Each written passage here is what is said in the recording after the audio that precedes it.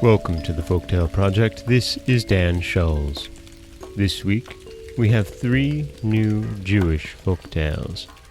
These come to us from Jewish Fairy Tales and Legends by Aunt Naomi, pseudonym of Gertrude Landa, which was published in 1919. In this section of the book, we have 3 tales that weave together to form King Alexander's adventures. So those will be the 3 tales we do this week. The first story is a bit of introduction, a little bit of getting to know our main characters. This is The Vision of Victory. More than 2,000 years ago there lived a king in the land of Macedon who was a great conqueror. And when his son Alexander was born, the soothsayers and the priestesses of the temples predicted that he would be a greater warrior than his father. Alexander was a wonderful boy, and his father, King Philip, was very proud of him when he tamed a spirited horse which nobody else could manage. The wisest philosophers of the day were Alexander's teachers, and when he was only 16 years of age, Philip left him in charge of the country when he went to subdue Byzantium. Alexander was only 20 when he ascended the throne, but before then he had suppressed a rebellion and had proved himself possessed of exceptional daring and courage. "I shall conquer the world," he said. And, although he only reigned 13 years and died at the age of 33, he accomplished his ambition. All the countries which were then known had to acknowledge his supremacy. King Alexander was a drunkard and very cruel, but he treated the Jews kindly.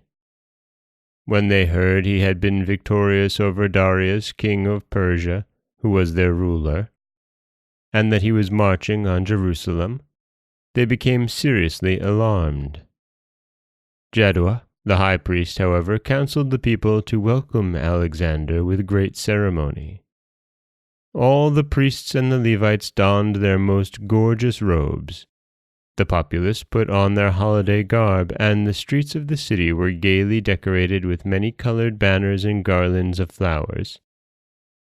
The night before Alexander arrived at the head of his army, a long procession was formed of the priests, the Levites, and the elders of the city, each carrying a lighted torch. At the gates of the city they awaited the approach of the mighty warrior. In the early morning, before the sun had risen, Alexander made his appearance and was astonished at the magnificent spectacle which met his gaze. At the head of the procession stood the high priest in his shining white robes with the jewels of the ephod glittering on his breast. To the surprise of his generals, Alexander descended from his horse and bowed low before the high priest. "Like unto an angel dost thou appear to me," he said. "Let thy coming bring peace," replied Jaddua. Parmenio, the chief of Alexander's generals, had promised the soldiers rich store of plunder in Jerusalem, and he approached the king and said, "Wherefore do you honor this priest of the Jews above all men?" "I will tell thee," answered Alexander. "In dreams I have often seen this dignified priest. Ever he bade me be of good courage, and always did he predict victory for me. Shall I not then pay homage to my guardian angel?" Turning to the priest, he said, "Lead me to your temple, that I may offer up thanksgiving to the God of my guardian angel." It was now daylight, and the priests walked in procession before King Alexander, past cheering multitudes of people. At the temple, the king removed his sandals, but the priests gave him a pair of jeweled slippers, fearing that he might slip on the pavement. The king was pleased with all that he saw, and desired that a statue of himself, or perhaps a portrait, should be placed in the holy building. "That may not be," replied the high priest, "but, in honor of thy visit, all the boys born in Jerusalem this year shall be named Alexander." "It is well," said the king, much pleased. "Ask of me what you will, and if it be in my power I shall grant it." "Mighty monarch," said Jaddua, "we desire naught but to be permitted to serve our God according to our laws. Permit us to practice our religious observances free and unhindered. Grant also this privilege to the Jews who dwell in all thy dominions, and we shall ever pray for thy long life and triumph." "It is but little that ye ask," replied the king, "and that little is easily granted." The people cheered loudly when they heard the good news, and many Jews enrolled themselves in the army. Alexander stayed some time in Jerusalem, and messengers arrived from Canaan to ask him to compel the Jews to restore them their land. "It is written in the book of Moses," they said, "that Canaan and its boundaries belong to the Canaanites." Jebiah, a hunchback, undertook to answer. "It is also written in the book of Moses," he said, "Cursed be Canaan, a servant shall be unto his brethren. The property of a slave belongs to his master, therefore Canaan is ours." Alexander gave the envoys of Canaan 3 days in which to reply to this, but they fled from Jerusalem. Messengers from Egypt came next, asking for the return of the gold and silver taken by the Israelites from the land of Pharaoh. "What says Jebiah to this?"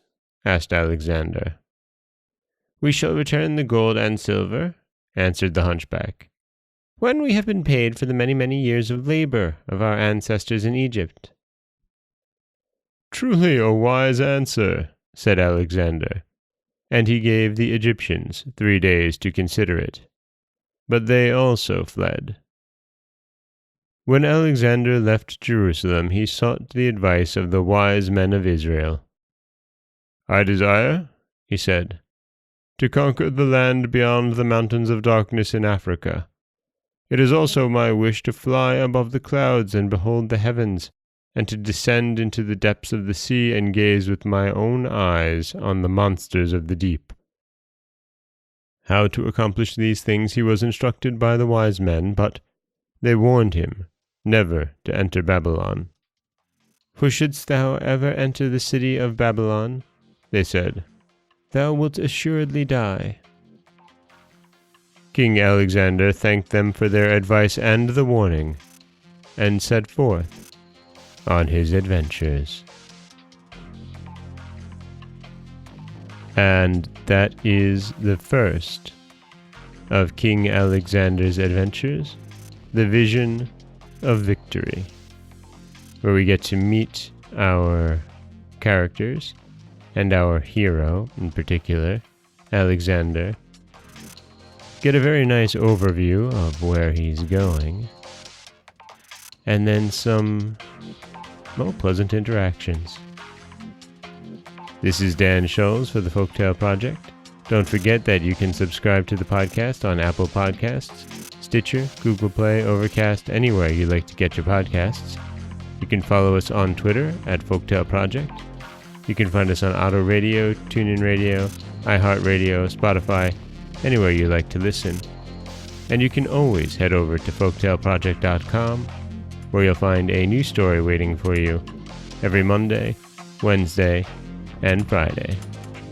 Don't forget that you can also help support the podcast by heading over to patreon.com/folktaleproject, where for as little as $1 a month, you get early access to every story told.